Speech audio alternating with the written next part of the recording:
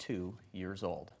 One of Joe's favorite places in the state line was the Johnny Pancakes restaurant on East State Street. He was a regular. Jerica Valtierra talked with the owner and a waitress who say Joe had a go-to table, didn't he? Yeah, Eric and Emily, that's right. He sat at his table 6 out of 7 days because Sundays were for family time and trying other restaurants. But Marino had his spot physically at the Johnny Pancakes breakfast table and in the hearts of his longtime friends.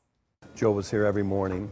He had his favorite table there. He'd sit. Mr. 4th of July sat at the first table, strategically closest to the door. Joe Marino's dedicated seat now empty. Of course, we're devastated. I mean, we had developed a very good friendship over the years, not only with myself, but almost every waitress here on the day shift. Like waitress, now manager, Jackie Slothauer.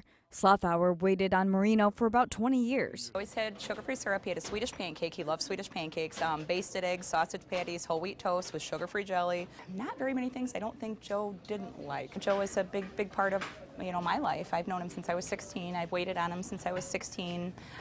He was a big part of this restaurant, a big part of this community. And the staff was a big part to him. And he showed it in Marino fashion through this plaque. It's an appreciation award to the fantastic female servers, the sizzling hot hostesses, the continental cooks, the bustling busboys, and the entire staff. The Johnny Pancake sign invites people in to come say hi to Pam and John. But once inside, it was also to Mr. Marino. You'd have people that we've never seen in here before. Hey, Joe! There would actually be people lined up to talk to him on a daily basis, customers leaving.